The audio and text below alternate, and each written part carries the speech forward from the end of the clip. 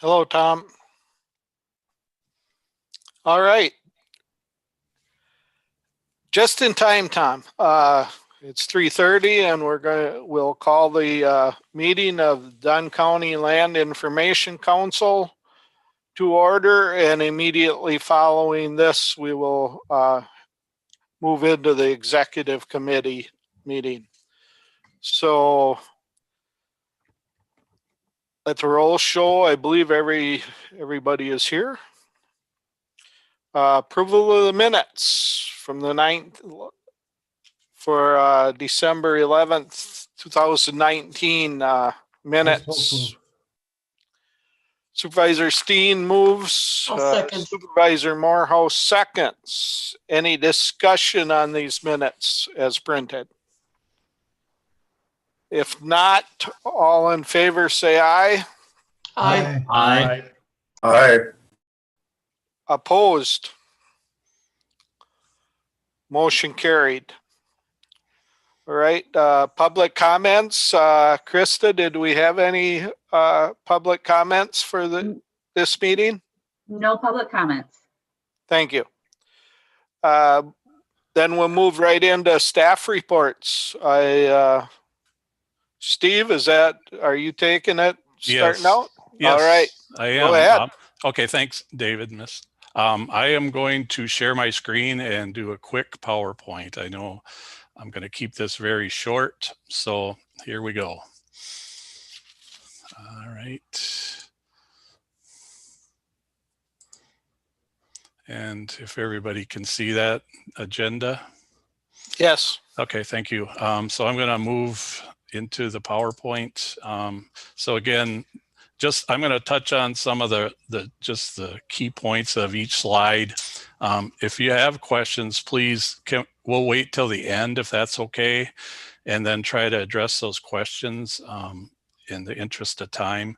But I would also preface that by saying if there's anybody that has a question and wants to discuss these things in detail with me or my coworkers, please feel free to give us an email or a call.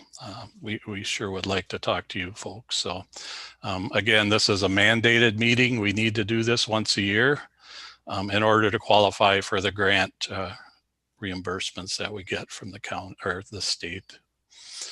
And it's under the guise of the executive committee. And that's where we've had it for many years, and it seems to work well. This year, our award is up to, bottom line, $90,568. So that's what we get from the state to subsidize our land information modernization projects. Again, I want to stress the importance of the real property lister, Sarah Edwards. She does a really great job for our county, kind of under the radar, but these are some of the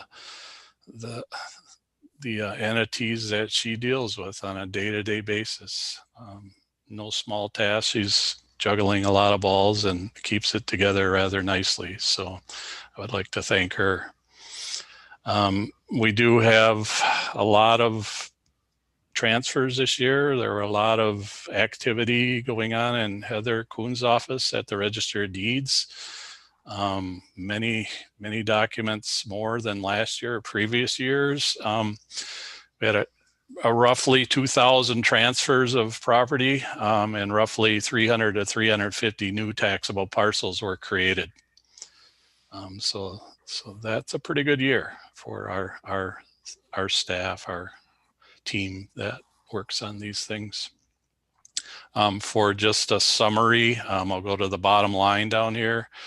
Just about $2.9 billion in improvements in real property values. So we were up quite a bit from last year. It seems like quite a bit, but relatively it's in the 1 percentile, less than 1% increase. So that could be explained by some revaluations of different municipalities. They were falling behind in their valuations. They had to bump that up and do a total reval. So that would explain some of the increases that we see, as well as new improvements, new building, and so forth. So it's a good sign that things are moving ahead in the economy.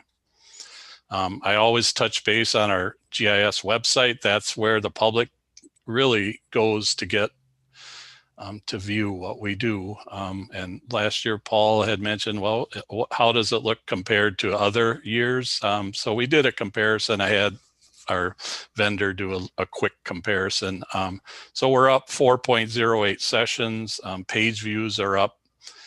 We get about 81,000 views on that website per year. So it's getting hit pretty hard. So that's great. We have a lot of good data out there, and it's being used. So that's good to see. We did start this in March, the COVID-19 website application that you can click on the main page of the Dunn County website.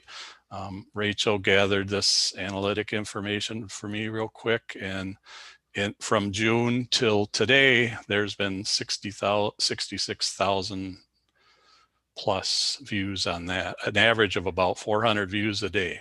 So that's really getting hit hard out there. And you've probably been out there, and this was today's numbers, very real time. Since we last met a year ago or so, we continue to maintain the land records. As I mentioned, it was a very busy year, which makes us in turn very busy. We've been really, assisting and trying to keep the E911 mapping system up to date. We update that mapping for those folks monthly with new improvements, any recommendations that they give us. We can do that. So, and we've collaborated with a lot of other departments, and we continue to do so. And also the rural addressing, which can't be understated, that we had a record-setting year for rural addressing in the county this year. So again, it all trends towards a better economy, better building, and more improvements going on in our county. We did receive the spring 2020 ortho photo, and that's showing our government center here. The image was collected in early April, and a last collection in May 7th to just kind of get some patching and cleanup. Again, we had some new LiDAR coming in. The Dunn County Highway invested in a culvert layer. So our vendor, Ayers and Associates, identified and mapped 18,000 culverts in the county and put them on a database and in GIS format. So you can see all the culverts that we now have inventoried are available for the highway and other departments to use. So that's a pretty cool data set. We also had a 1-foot contour layer that we procured through land records monies that we retained through Heather's office. And thank you, Heather, for all the work you do. 1-foot contours, pretty nice. You can see the culverts here in the red stripe, and how the contours kind of jive with the culvert and the water flow. So that'll really be a nice tool for the programs and the departments that use this information. We're able, using bare earth LiDAR, to gather slopes rather easily. So I know some of the new draft ordinances are requiring a restriction on 20% slopes, we can go ahead and help surveying or zoning out with those types of analysis. Just some real quick, things we can do with this. You can see we've got a bare earth model on the left-hand side there. You can see some of the streams. This is the town of Lucas in one of the rather hilly areas. On the right-hand side with a new photo, you can see the canopy. So what this does is it busts through that canopy, gives us a ground return instead of a first return, and gives us the ability to model this type of terrain. Pretty neat stuff, and it's really nice to have state-of-the-art and updated LiDAR data. That first return I mentioned, this is the kind of things we can do. Do some analysis on forestry, canopy. This is the Judicial Center. This is the Government Center and the neighbors here. So again, there's unlimited potential for this data that we're still learning how to use, and but it's really nice to have. Here's kind of a neat thing Rachel did with a profile using the LiDAR data of the neighbors looking from the front. So you can do, some pretty drilled down things with this data. Moving on to the county surveyors helping us and continuing their remonumentation efforts. Working with Tom and I talk, daily, if not more, but he's really been doing a great job doing the remonumentation, and I think they're finalizing Lucas. They've got Weston done, so now we can get in there and get some really cadastral type parcel mapping done based on their work. So thank you and good job, Tom. Future projects, we continue to do what the state mandates us to do for those monies I mentioned earlier, the almost 100,000 that they give us. Parcel layer, statewide parcel layer, the PLSS is part of that. E911, we're working with the Department of Military Affairs on migrating towards a next generation 911 standardized data set for center lines and addresses. That is no small task. They are really picky about how they want their data. Web and mobile apps, we're still working on those. We've got the aerial imagery in, LiDAR derivatives, collaboration with county departments. I will kind of spend just a quick moment on this next one. The 3-year modernization plan is also something that the state requires. We need to update that for we'll do it next year, but the plan is actually for 2022 to 2025, a 3-year plan. So we will be touching base with this council for approval on that plan, probably next December. And that will be an action item. So I would say to anybody listening, we plan on sitting down with people and saying, this is what we want to draft into this 3-year plan, and get some projects in there. So then we can work on those projects and the state can reimburse us back. It's kind of the way that works. And then of course, redistricting is next year. So we will take the 2020 census data. That's probably going to get delivered to us in January, February, I'm thinking. And then we go ahead and start to redistrict the county supervisory 29 districts. The milestones, I guess you saw this maybe on your slide, but it just kind of reiterates what I've been talking about. And that would be the end. I would take any questions or concerns, comments. Any questions from anybody? I can only see about 3 people. So if you have a question, either raise your hand or just speak up.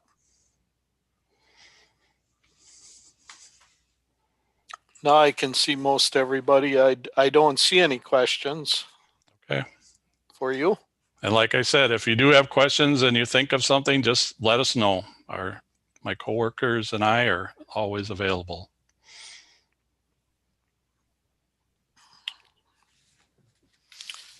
Do you have anything else? I think that was it.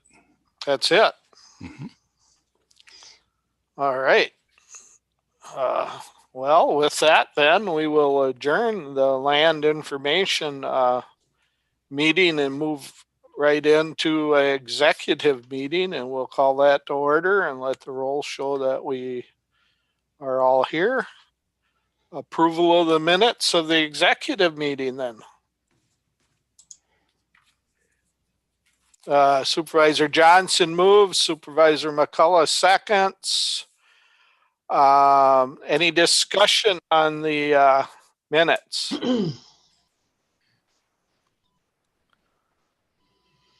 Diane, did you have something? Okay. No, sorry. I saw it lit up in yellow, so I thought you were going to speak. Okay, then, all in favor of approving the minutes as printed, say aye. Aye. Aye. Opposed?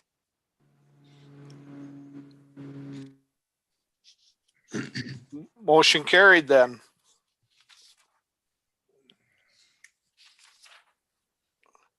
Let's see.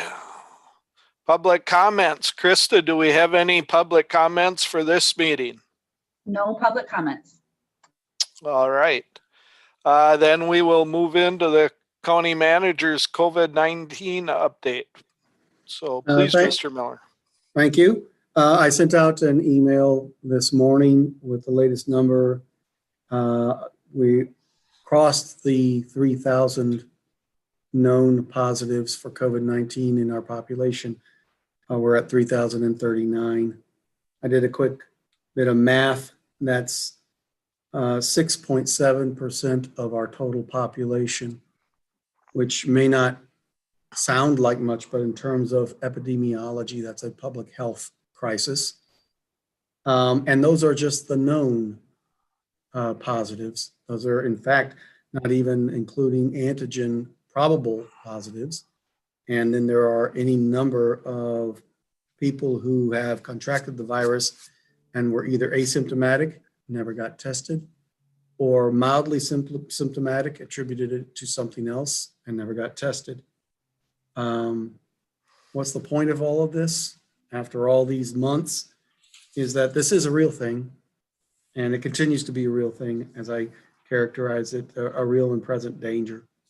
And we do need to remain vigilant, as wearying as it is, with respect to our protections for ourselves and others. With respect to COVID-19, all you have to do is look beyond Dunn County to the reports coming from the state and the nation. I thought it was very telling that COVID-19 is the #1 killer of Americans in the right now. Surpassed heart disease this past week. We are seeing 2,000 plus deaths in the United States. That means in 10 days, we've got, or 5 days, 100,000 more people dead. This is a real issue. We're all very optimistic about the vaccine. We all know that it's going to remain to be seen what the protocols, what the program will be for rolling that out. We're keeping our fingers crossed. With all those numbers, the bright bit of news, as I indicated in my email this morning, the rate has reduced from the high that we experienced in mid to late October, or through November rather. We're still seeing on average 27 positives. That's again, known positives, confirmed positives a day for the past 7 days, but that is down from what we were experiencing. And the breather for our public health department is much appreciated, much needed. They have been working ridiculous hours and with a substantial caseload. And all this, of course, hopefully will help inform our conversation on an action item later in this meeting. That concludes my staff report. Any questions for Mr. Miller on that? All right. Moving on then to Number 6, we have no actions to be taken by the executive committee. Number 7, considerations of reports, resolutions, and ordinances to the county board from the executive committee. We have a letter of support for the Dunn County Health Department. You should have all gotten that copy in your packet. So what is any discussion on that, or do you want to make a motion? Do I have a motion to proceed, or Mr. where we're Chair, at? Yes, Supervisor Tripp. I'm not prepared to make a motion at this time, but I would ask for some guidance on how we might go forward from the county manager and or corp counsel. What I would like to see is the letter circulated among all of the county board members, and those who wish would put their names on the letter, and then we would make this letter as public as possible. I understand to do something like that, we really have to do it at a meeting, if I'm not mistaken. That's true. I guess at this point, I would like some guidance on how we would best do that. My guess is we need to call a special meeting for the purpose. Our timing is probably not real good here, but it's kind of like that old story about planting trees. When's the best time to plant a tree? 20 years ago. What's the second best time? Today. So if court counsel or county manager or anybody with knowledge could inform me on how best we could do this, I would hope that we might be able to publish this letter well before Christmas, although those dates are getting pretty short. Would either one of Mr. Miller or Mr. Lang like to try to answer that or enlighten us on that position, please? Paul, Yeah, well, the first thing I'll offer is we could call, if it is the wish of the executive committee, we could try to get a special meeting of the county board, say next Wednesday, the 16th, but we have to circulate a petition for a special meeting. So the first thing we would have to do, if it is the request of the executive committee as a whole to request a special meeting of the county board, upon a motion to do so from this committee, we would get that petition out tomorrow and ask that we have feedback or response from all county board supervisors not later than the end of business on Monday, the 14th, which would mean we would have the 24 hours we need to publish a notice of the special meeting that we could conduct in the evening on December 16. Presuming we followed that scenario, the only item would be consideration of this letter, which we would update. I'll note again in the text on the draft, we were now more than 3,000 cases. We have now had 16 deaths. We would make it as up to date as possible. The item for consideration, we would send it out. Obviously, it'd be a Zoom meeting. We would send out the packet electronically. The item for consideration would be adoption of this letter. But we could craft, I think, and the Corporation Council can correct me, I think we can craft a motion. I don't know that it needs to be a resolution from the county board that says, as an action of the county board, the letter has been presented to all supervisors to sign on to or not at their discretion, rather than it being a letter adopted by a majority of the county board as a body. That's what I thought of as I was working this through in my head. Nick, I don't know if you have a feedback on that element. Nick, before you go, Supervisor McCullough has a question. Okay. I was just thinking, as long as it's not framed as a resolution for the county board, there's no reason why this body cannot create it and allow other county board members to sign on, as long as it's not an official action of the county board. So I think that we could approve a letter and then allow other members of the county board beyond the executive committee to also sign on, is what I was thinking. Let's let Mr. Lang answer that, because I've asked about that myself. So Mr. Lang, would you answer that, please, I or will. give us your opinion? I will, thank you. I think Supervisor McCullough's suggestion is kind of what I had in mind. The problem with the meetings law would come into play if the contents of the letter was discussed in small communications among all the county board members, or even in groups, without having a meeting. That problem isn't implicated here. This draft, as I understand it, was drafted by Mr. Miller at someone's request for consideration at this meeting. So if it's the committee's, if this committee approves the content of the letter without allowing for any modification after approval, I think it as a matter of law, it becomes a public record. And if supervisors wish to ascribe their support for the letter by signing it, they may. I suppose they could issue disclaimer or whatever if they want to, as long as it's individual and not shared.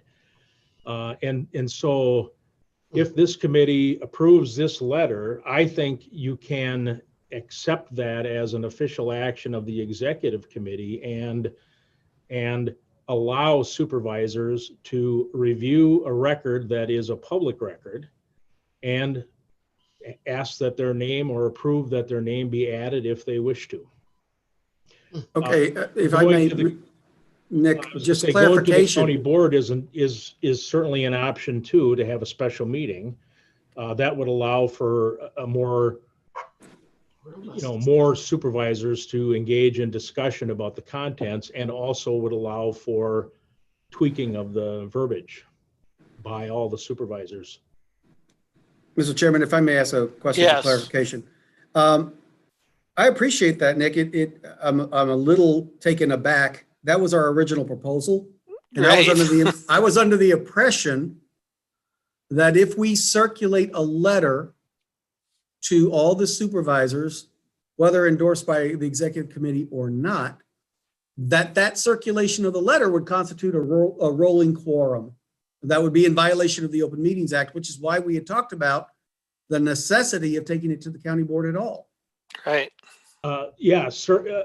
So if someone drafts a letter and says, I'd like to bring this letter to the county board and have all the supervisors sign it, and they transmit it to 3 or 4 supervisors, and then those supervisors get feedback, that's where the problem comes in. Here, the letter was drafted as a proposed action item. It came to the committee, at least as I understand it, it came to the committee in draft form in the packet, which is a matter of public record, and it's before you in a set state. It's on paper and ink, and you can't change it while you're talking. And so I think the meetings law problems that would be implicated in the circulating a letter among all the supervisors and allowing each one to comment, oh, I don't like this verbiage, or I disagree with this, or I think this would be a better way to say this. That's where I think the problem with the meetings law comes in. I think that's been avoided by having a draft letter prepared and presented to the executive committee for their consideration by staff. And I mean, if you want to take it to the county board for further review and consideration, I think that that's perfectly fine. we don't. And this is, like Mr. Miller said, this is exactly what we were asking for. And I'm glad that you thought about it a little more and agreed that we could do this. So, so this makes me a lot happier about doing this. I did not want to call a special meeting. I'm frugal, so I didn't want that extra expense. And I think this makes it a lot simpler that we don't have to argue what it says or whether we should endorse it. We just make our individual decisions on whether we want to endorse it or not. And so I really like this. I'm really happy with the outcome. And so I think at this point, we need probably a motion to go ahead and accept this as written, probably with asking Mr. Miller to update it with the newest numbers that are available when we write it, and then we go ahead and distribute it and ask the other supervisors if they would endorse it or not. And Mr. Miller can figure out how to do that. Supervisor Morehouse. Yes, I would enthusiastically like to move that the executive committee approve the draft as written, with the exception that the statistics will be updated in a timely fashion. Sounds good. And Supervisor McCullough seconds. Yeah, I just wanted to make a You had a question. Clarification, really. I think that we're okay as long as the motion is that the executive committee adopts the language of the letter with the corrections to the numbers and invites other members of the county board to sign on if they so desire. Right. I certainly accept that, Kelly. I just want to make sure that we're very clear on that this is an action of the executive committee and that the rest of the board is being invited to, but it's not an action of the board as a whole. Right. Okay, if you're good with that, then I will second that motion. All right. I'm good. Supervisor Maves, you have a question.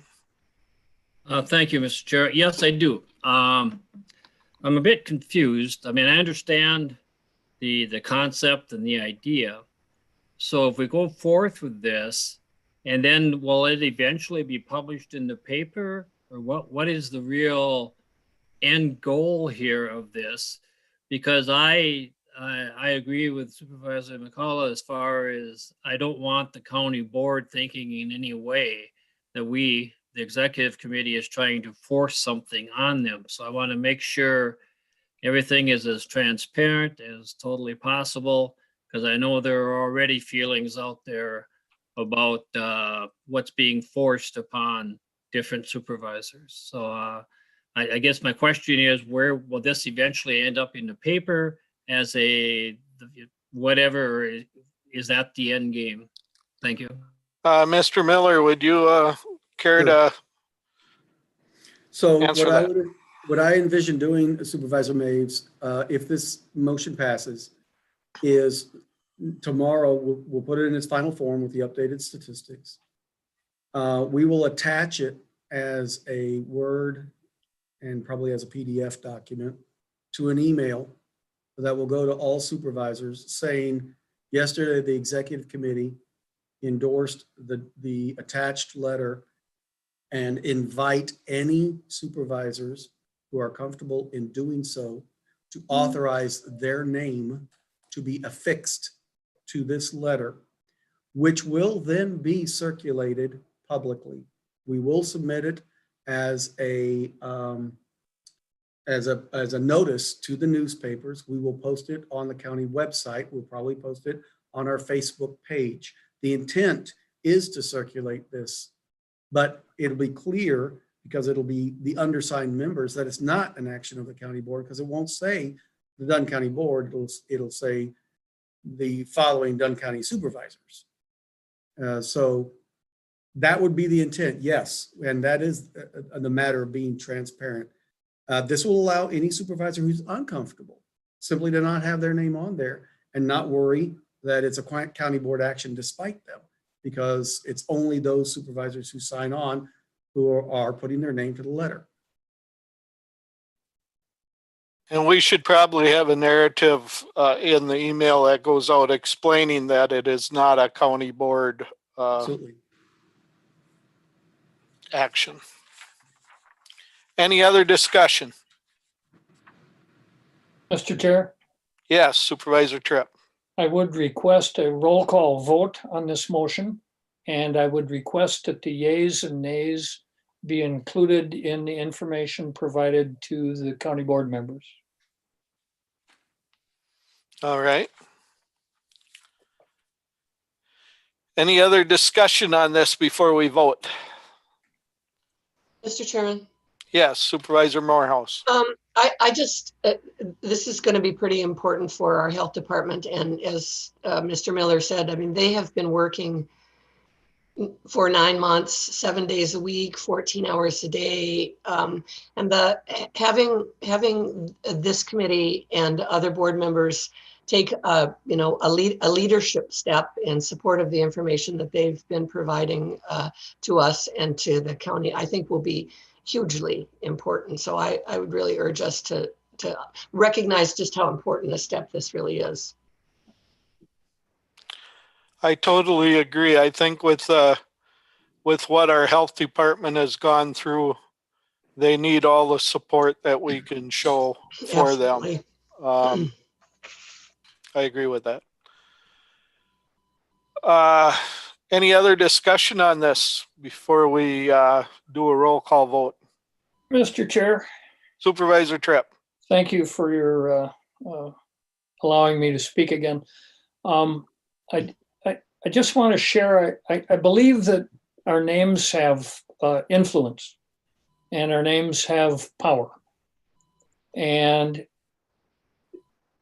one of the reasons that I support this measure is because each of us have appeared on a ballot, our names have appeared on a ballot. And for whatever reason, the majority of the people in our districts chose us to represent them. Our names are significant and they're important and they have influence. And I think it's the kind of influence that our names carry that might make a difference in this pandemic. I believe that our names on this measure literally can save lives. Thank you. Right. Any other discussion before we vote? Supervisor McCullough. It occurs to me that since we are doing this as an action of the executive committee and inviting people to sign on, we could, if we wished, also invite, for example, department heads to add their names to the letter in support secondarily. That's purely as a separate action from this motion, but I thought I would put it into the collective consciousness on that.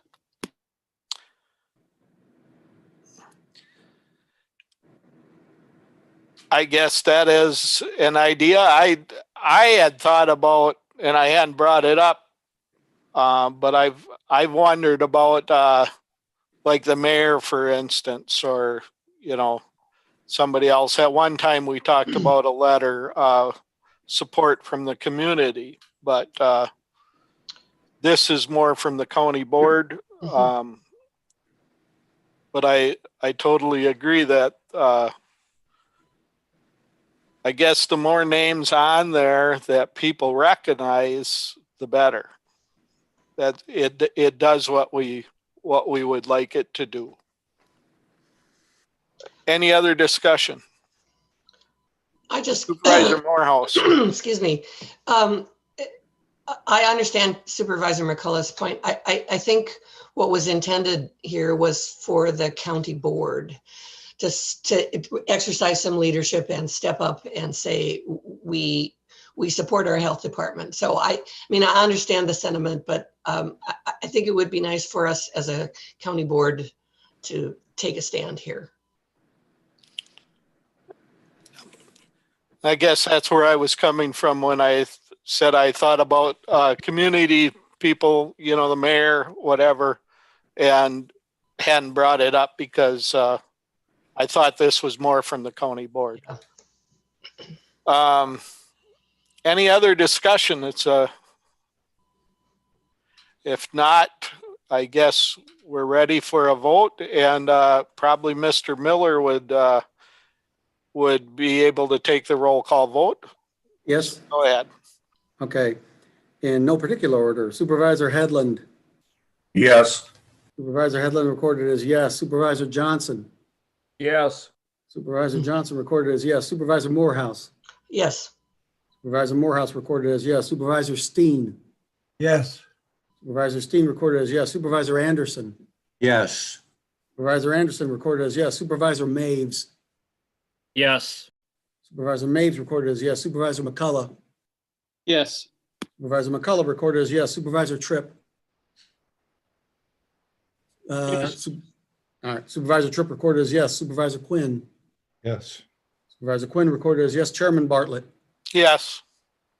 Chairman Bartlett recorded as yes. Well, it passes unanimously, so that's what'll happen then. All right. Let's see. Moving on to item 8, review of reports, resolution, ordinances coming from to the county board from standing committees. Committee on Administration, a resolution amending the inventory of the job classes. Would you like to explain that, Mr. Headland, or should we call on Mr. Miller? I'm And gonna you'll defer that to Mr. Miller if it's all Okay. right with him. Otherwise, I could do my best, but if he doesn't. all mind. right. Mr. Miller, if you would, Just- please. Yeah, just very quickly, this resolution would add 2 job classifications to our inventory. The first being senior accounting manager, which is a position between our chief financial officer, and we have 3 accounting managers. It recognizes and represents increased responsibility, both a technical responsibility and supervisory responsibility, and addresses existing needs that we have in the administration of the finance division of the Committee on Administration. The second class we're adding is contact tracer. That should be an unfortunately familiar term to everybody since the COVID-19 pandemic. Since we have hired a number of them, 20, I believe was the number. Heather Murray is with us, and correct me if I'm wrong. And because those positions are being extended well beyond the normal 90-day limited term employee, it seemed prudent to add that to our inventory of job classifications, with the hope that once we're done with through this pandemic, we never have to utilize it again, but the practical realization that maybe one day we will. The Committee on Administration reviewed this at its last meeting. That was December the 3rd, and unanimously recommended approval of the resolution. Any questions? And as far as a budget impact, I guess that might be a question that somebody might be thinking. And what I can tell you is that the budget for the senior accounting manager has already been incorporated into the 21 budget, and the contact tracers are paid by COVID monies. Does this mean that we won't find ourselves in the future where we need to find money for contact tracers? No, it doesn't mean that, but at this time, we're not anticipating additional costs. All right. That's the only question I could think of that somebody might be thinking of, so. I don't see any other questions, so we will move on to reports from the standing committees. I'll start with the on top with the way I see it on my screen. I realize it's probably different, but I'll start with Supervisor Headland with Admin Committee. Oh, thank you, Mr. Chair.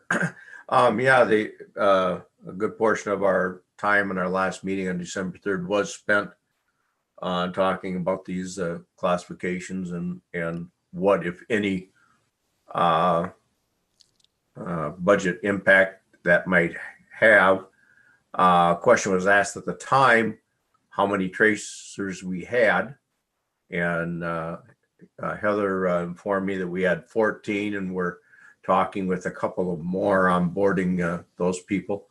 I don't know if that number has changed past 16 or not, but it's taking a lot of people doing a lot of work in order to get that done. And thank you for all that hours they are putting in. Beyond that, we met on the 3rd because of the long layoff basically here of the county board and such over the month of December. And we will not be meeting again until the 4th Thursday in January, unless we have something come up that takes our attention or needs our approval. Thank you. Thank you. Moving across would be Supervisor Morehouse with Health and Human Services Committee. Thank you, Mr. Chairman. We last met on November 19th. As usual, we had reports from all 3 of the departments. At that time, the the health department was receiving an average of 62 cases per day, with an overall positivity rate of 16%. If the safe rate is 3 to 5, you can see what they're grappling with.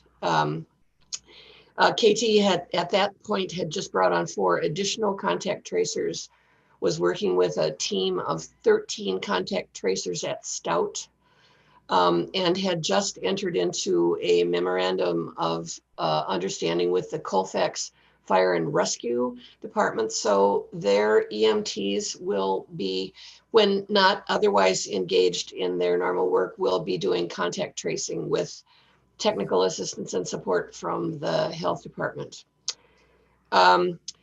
Veteran services work continues. They are really pleased with the communications ability for people to contact them at the door of the government center, because a lot of their veterans just don't do terribly well with remote communications. Greg, working on a multi-county grant from UW Extension, Greg is supervising an intern. There's no cost to the county on this, who will be providing outreach to veterans in Dunn County, Pepin County, and Buffalo County. HHS also working very hard and remotely and trying lots of new strategies to meet their clients remotely. Chris reported on some work with the Families First initiative, which the state Department of Human Services has hired a consultant to look at counties that have achieved considerable success in avoiding long-term out-of-home placements in group facilities. And Dunn County is being looked at in that regard, because we've been so successful in reducing these kind of deep placements. We had a long report and a helpful report on child welfare and child protective services.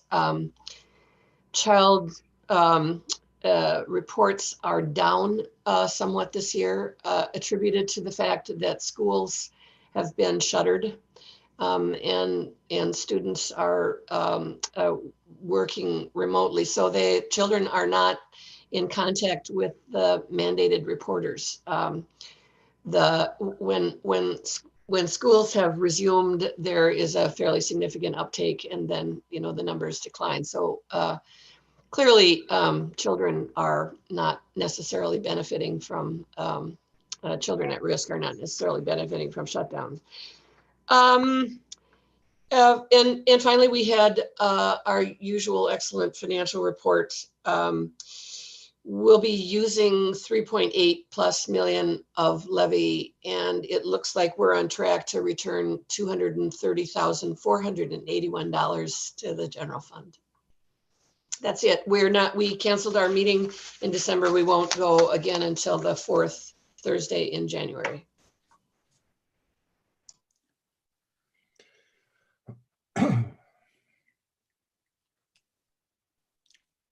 Dave, you're muted. I am sorry. Next is Supervisor Anderson for CTR committee. Yes, thank you, Mr. Chairman. I have canceled our next Monday's CR&T meeting because we had no action items. But I am requesting that you put me on the agenda for discussion of 3 items in January. That would be January 6th, I believe, because I need some input from all of you, and I would need to update you as to where we are regarding the CR&T committee. One of them, I would like to update all of you at that time on broadband. Very briefly right now, I'm getting lots of calls from people. And like everybody, you know, you don't really call until you don't have it and it's urgent, and then all of a sudden, where is it? So I won't say anything more about that, except we're waiting for hearing from providers for the December 1st grants that were applied, that we wrote letters of support for them, 24/7 and Mosaic and Bloomer Telephone, and we haven't heard yet if these providers got any of the state grant money. We certainly hope they did. So if you'll allow me the time in January to update you. And then there's one other thing, Mr. Chairman. I would like you to consider, I have no recommendation here or thoughts, but I'm reading in the paper all the time about Eau Claire County and Chippewa County and St. Croix County supporting the resolution for a high-speed passenger train to go through our area. I don't know that we necessarily need to do anything. I'm just suggesting that we better have somebody at the table. Maybe it's the chancellor, it's Stout. Maybe it's you, Mr. Chairman. But if Chippewa and Eau Claire and St. Croix County are providing and trying to get high-speed passenger rail through, I think Dunn County needs to be at least at the table. Mr. Chairman, thank you. I would hope in January I could report and more on that. That includes. I will comment on that. There's a meeting coming up. I've got it over here. I think it's, I don't know, I can't see it from here, but our transit commissioner was attending those meetings. And there's a meeting coming up that I thought I would attend. And I don't remember exactly when it is, but I do plan on attending that one. And then moving forward, we heard at Highway that it was intended to have a new transit commissioner coming on within a month or 6 weeks, whatever. And at that time, if they would like to engage in that, then they could sure do that instead of myself. But at this meeting coming up, it's a Zoom meeting put on through Eau Claire that I planned on attending. I've registered for that already. Thank Let's you, see. Chairman. The other thing you mentioned is the January 6th date. Executive will be on the 13th. So. Oh, thank you. Then could I still be on the agenda at that time to report on? Well, I would guess yes, but Thank I you. just wanted to let you know of the time frame in case that changed anything. Thank you. So thank you. Moving on to Supervisor Maves for facilities. Okay, thank you, Mr. Chair. We've actually held 2 meetings since the last time this group has met. So I'll report on both of them. The meeting that took place on December 2nd, basically things are going normal in the facilities world there, getting winterized for everything. There was some discussion as far as from the fair board. There's still a lot of discussion going on there as to here again, depending on the COVID, will there be fairs next year? So Deb is actually working on 2 different plans in the event that it's a traditional fair and in the event that it turns out being like this. So there's been a lot of discussion on the fair board and stuff. As far as we had a report, as far as for the COVID testing that the National Guard is doing down at the rec park, the National Guard has been very pleased with how that is working. And the Red Cedar Racing has let us use some of their buildings and stuff. So it's been working out very well. We also, the relocation, the facilities to the building out there is moving forward. And so then that's going to create opening up rooms in the basement for record storage, etc. We also had a presentation from Bob Colson as far as a program that's being released by, it's called Accessibility Wisconsin Tracked Wheelchairs. And it's a group of people that provide their track ATVs for people that are wheelchair bound. And the Rotary Club is going to be one of the driving force behind this. And Bob will be speaking with the Rotary Club as far as further details on that. And then the other main item was we had a discussion as far as on the youth hockey, the return to rink program.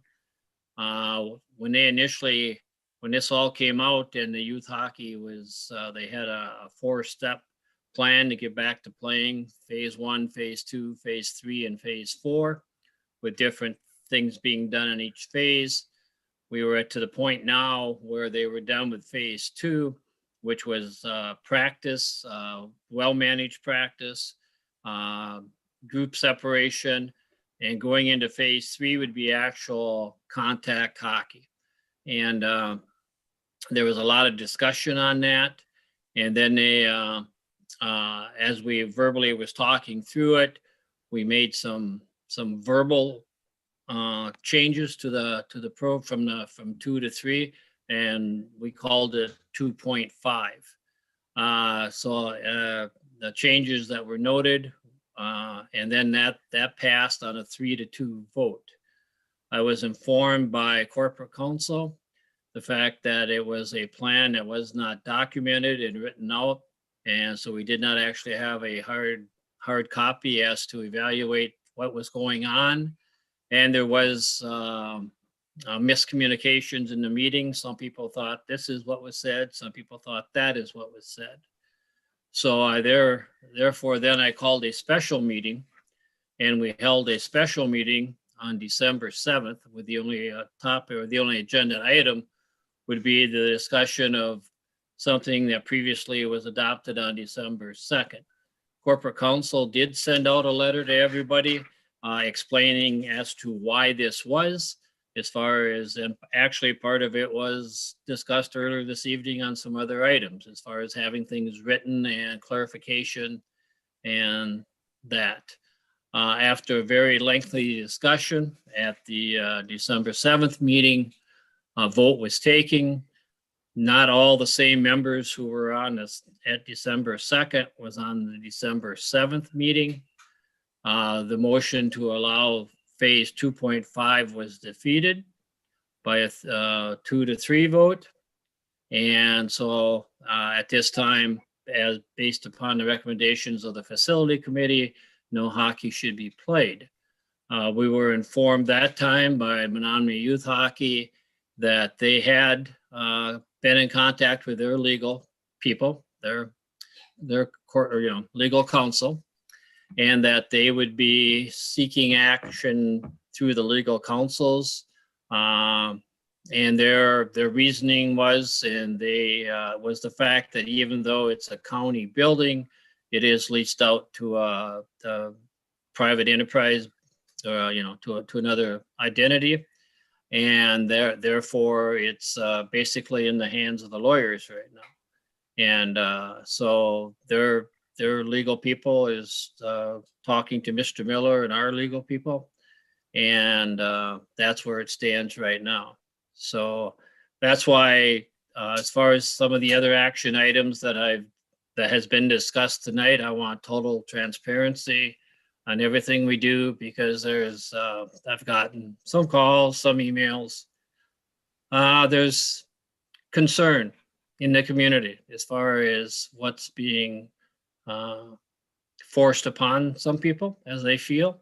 And so, in order to try to keep everything as transparent, not that we never have, I've always felt that we have, but there's, people see things differently. Some people call it a half dozen, some people call it 6.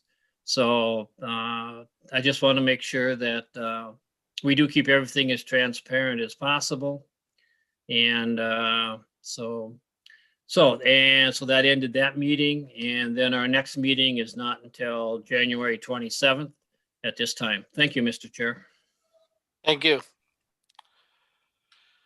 Moving on to Supervisor Johnson for the neighbors. Thank you, Mr. Chair. Our last meeting for the neighbors was November 19th. COVID continues to be the main topic and hurdle. There have been 90 missed shifts by staff in October and up to the 19th of November. As of the 19th of November, there were 5 RNs that were short. Staffing continues to be a major problem. Admissions are low, as you can understand. Some are just staying home. They're not looking to be admitted.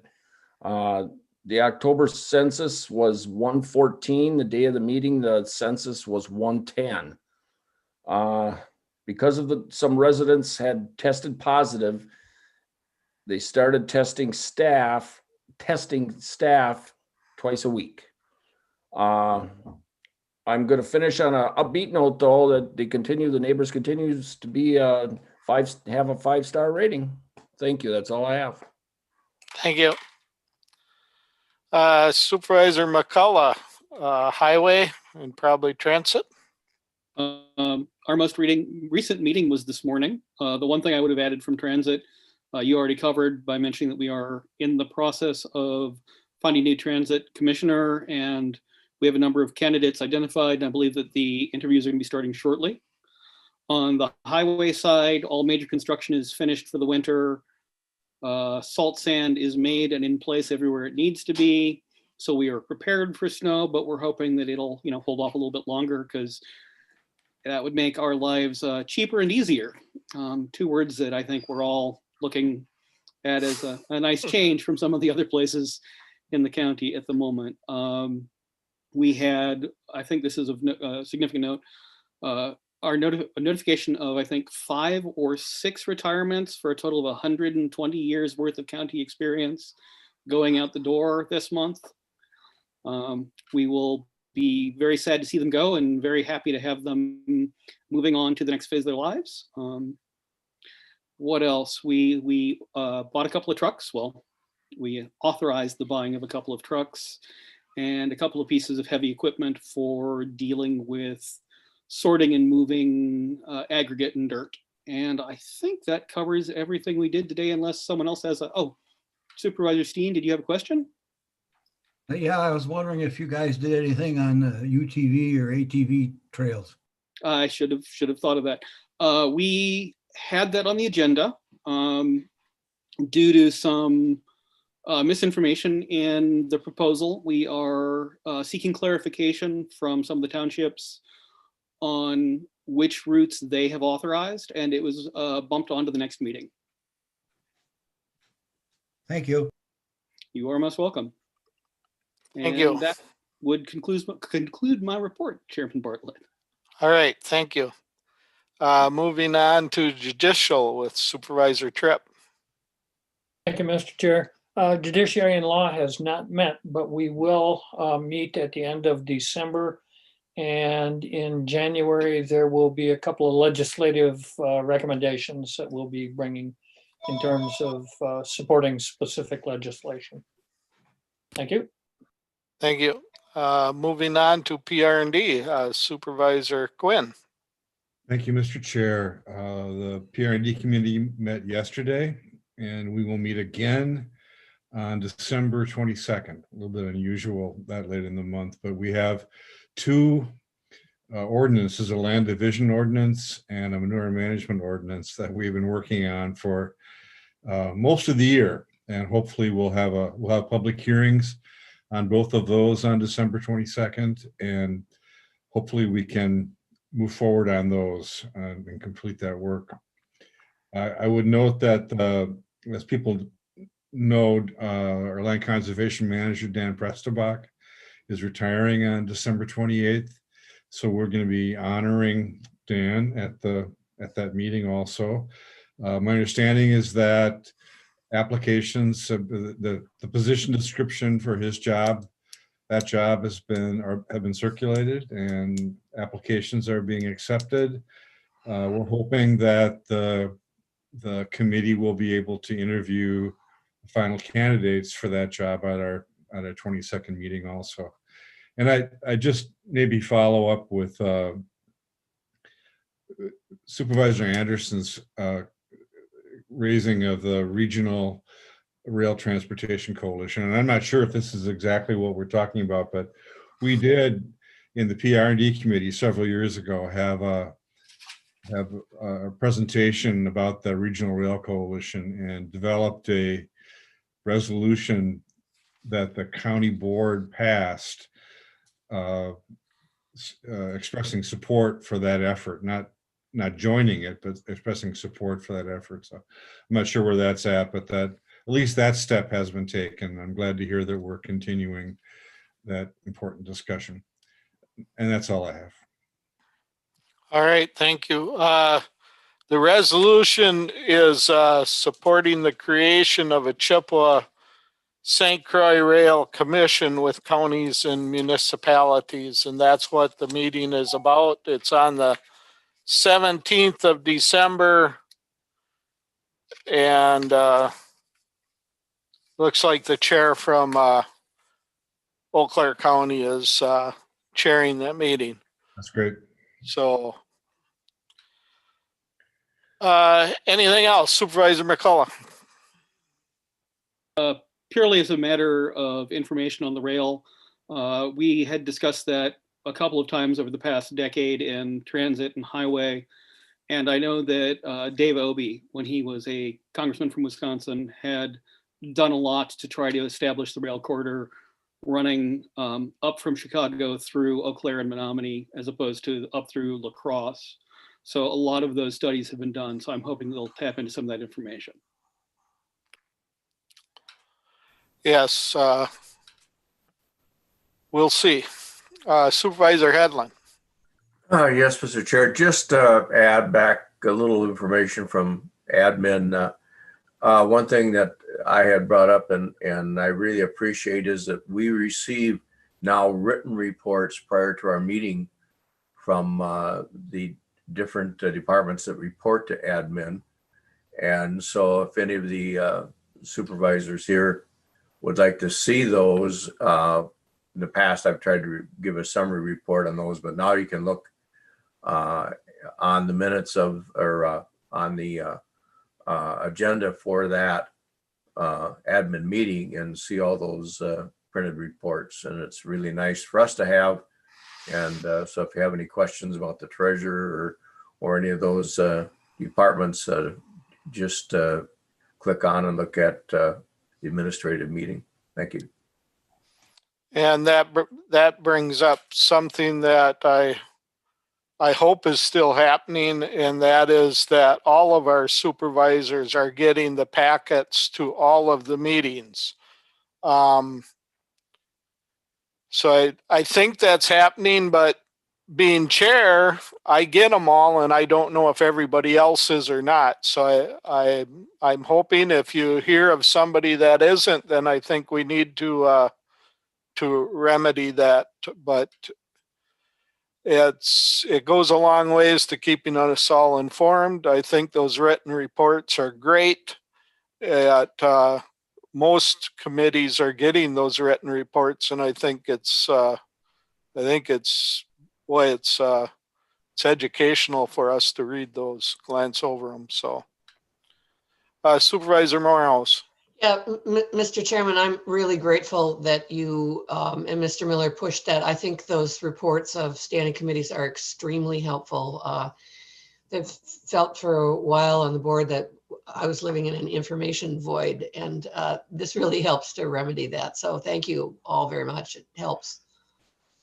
Yeah, I think this is something that even after COVID we should keep doing, you know. Yeah. It's definitely a plus. Is there anything else for the committee? If not, I wish everybody a Merry Christmas and a Happy New Year if I don't see you again. And we stay safe and healthy. So thank you all.